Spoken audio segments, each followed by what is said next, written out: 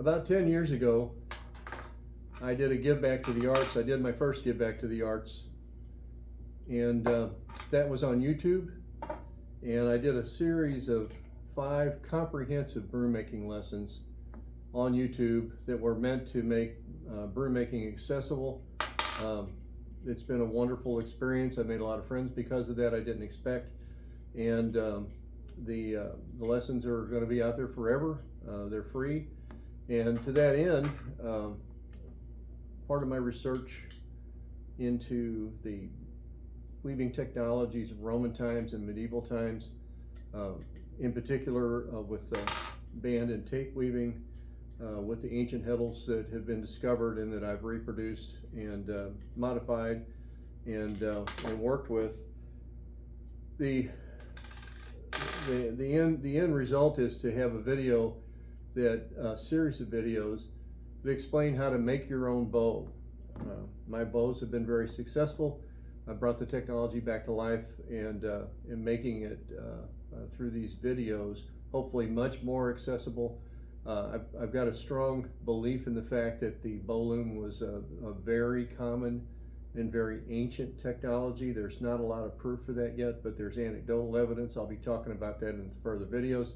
So we're going to take a $30 youth bow, and we're going to modify the end of the forks on the arms of the bow, the upper and lower arms, to turn them into a weaving appliance.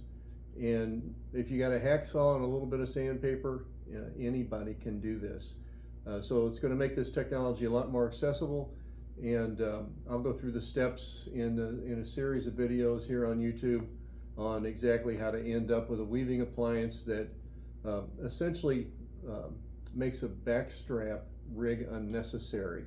So for band and tape weaving, I think for sash weaving, a backstrap rig is probably the right thing. It probably always has been. But for tape weaving and band weaving with the small Scandinavian heddles, I just have to believe that it's too simple of a solution. We've been using the bow for 40,000 years. The Romans were master bowmen.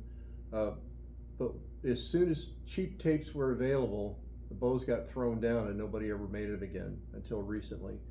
And as one of the first makers in the United States of bringing the European heddles, especially the very ancient European heddles, back to life, I started making the bow as an answer to not having to strap yourself into something to weave with them. And my little bows make the weaving rigs very portable.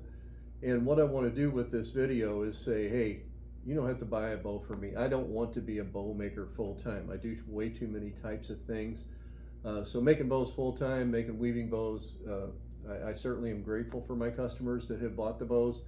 But this set of videos will make the making a bow make sense, make it very easy, and make it accessible to a whole lot more people, so you can buy a $20 or $25 heddle or $30 heddle and put it to work right away with your own bow. And besides, I think there's a lot of different types of very cheaply available youth bows. I think these have got a class to them and they look great. You can clamp them to the table once they're made, and that's the next steps in the however many videos I make that ends up with 3 or 4 or 5 minutes per video. We'll have the full solution. I'm not holding anything back. I'm not trying to sell you anything here. I just want to make this technology available. Bringing forgotten technologies back to life is what my work and my art is all about. And this is a piece that I think is very important in forgotten weaving technologies.